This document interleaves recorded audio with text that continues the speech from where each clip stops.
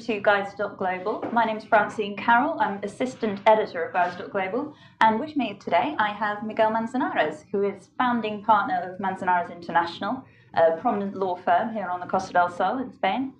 And today we're going to very briefly talk about notaries. Now, we've got a written guide which covers this in much more detail. But notaries in Spain, it's important to say, are a much bigger part of legal life than they are in, say, the USA, aren't they? Yes, exactly. So we have a notary system. That means that every deed, every document that has got to cause public registration, it's got to be signed in front of a notary, presence of a notary. Whether that registration is going to be at the land registry, because in relation of properties, of course, will have to be signed in front of the notary.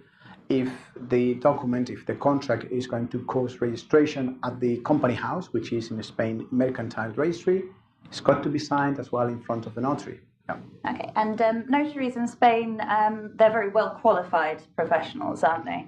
They've had to work in law for a certain amount of years. They have to be a law degree. Then so that's the first thing. And then after that, they have to pass examinations, because normally the average of years to study to be able to achieve the qualification to pass the examination of notary is 5 years after you study the full degree in law. So we're talking about studying law for average 10 years to become a notary. They are very highly qualified, as you can imagine, because the examinations are really very hard. And they have a special appointment by which they are really reputable and really really high qualified law experts. Great. And if a foreigner on the Costa del Sol needed to find a notary, how would they go about finding one? There is a website that is www.notariado.org. Okay, we'll have a link to that in the information box. But really, normally the notary is collaborating with the lawyers. So the normal practice is that the customer is not using a notary, because the notary is not expecting to deliver all the package of services that the lawyers are doing. The notary are used at the very end of the process to formalize title deeds, but the customer cannot really expect to go to a notary and expect the notary to be providing the services of a lawyer, because they are not really working as a lawyer and also as a notary. No, they can only be a notary.